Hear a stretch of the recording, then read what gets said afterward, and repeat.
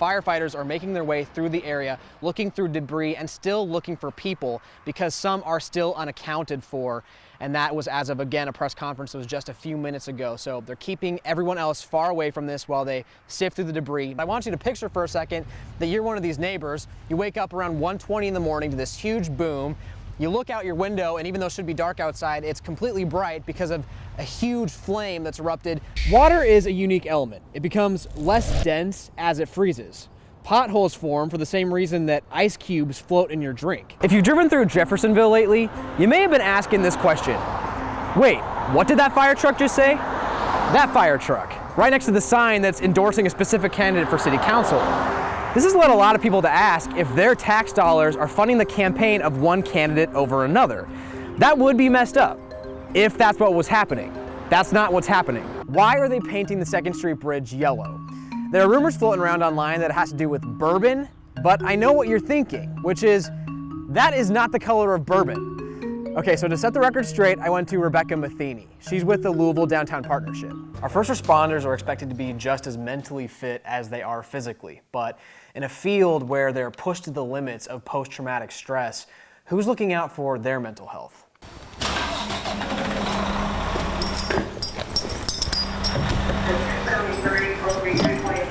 It was never a question if Josh Johnson would become a firefighter.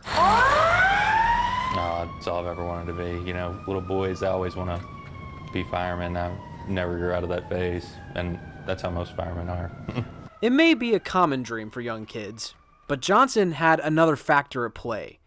He had a role model, his dad, Chief Joseph Johnson. We grew up at a firehouse. You know, it was our home in a sense. The firemen might not have been blood, but they were still our family. Johnson began volunteering at fire stations right after graduation, and he was hired full-time in 2011, just in time to carry the torch, as his dad retired in 2012.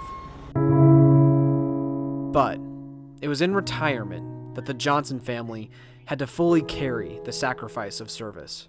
Cancer is just, it's a nightmare. It's crazy. Chief Joseph Johnson was diagnosed with soft tissue cancer in March of 2016. The cancer spread quickly throughout his entire body. Just 6 months after diagnosis, he lost his battle and became another face among so many that were exposed to dangers they couldn't see hidden in the flames. Because when you think about a firefighter line of duty death, you picture them falling through a roof or getting trapped in a room on fire. That's what everybody used to picture. Now it's totally different. Johnson says despite seeing his dad's painful death, he's never once doubted his choice to become a firefighter.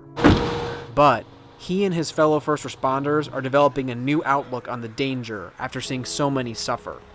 Protective face masks and clean gear were once seen as overly cautious. Now they're expected. You know, for the longest time, if you had a dirty gear, you were the man. We don't do that anymore, you know. You're the man if you got clean gear. I know we have plenty of room to improve, but I think, you know, we're on the right track. I think everywhere is, you know, doing better.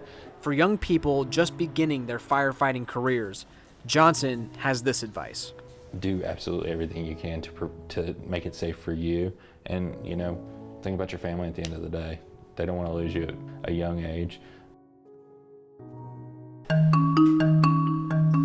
Their wardrobe rivals that of the politicians in Frankfurt. But weekdays from 8 to 3, they're high school freshmen. Alex, Charlie, and Elizabeth have known each other since kindergarten. It was 6th grade, though, when their friendships and talents merged in the Kentucky Youth Assembly.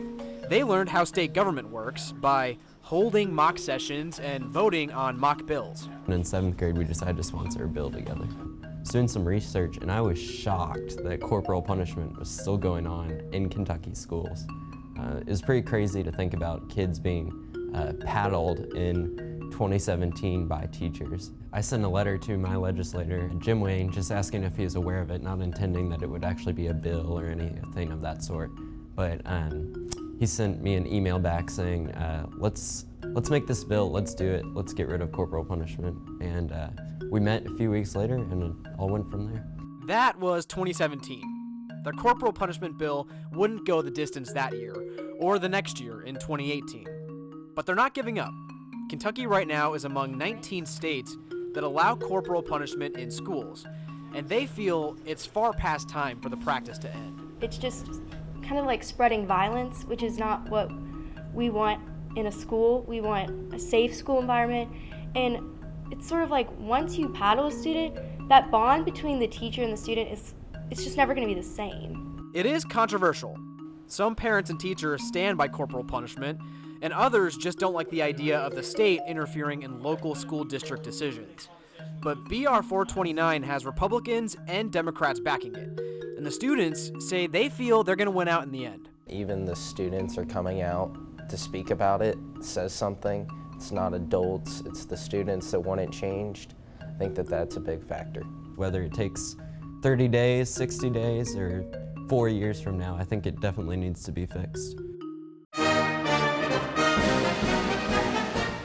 It wouldn't be the 4th of July without them, right? Communities across America are gearing up to celebrate freedom by lighting up the sky in fireworks. Wallet Hub expects Americans to spend $1 billion on fireworks this Independence Day. That's right, I said billion with a B. Why do Americans use fireworks to celebrate freedom each July? Well, you can thank John Adams for this one. You know John Adams, the original Veep and the second president of the United States. He was also one of the founding fathers who helped craft the Declaration of Independence. After it was finished, he wrote a letter to his wife about his vision for this day. It ought to be solemnized with pomp and parade, with shrews, games, sports, guns, bells, bonfires, and illuminations, from one end of this continent to the other, from this time forward, forevermore.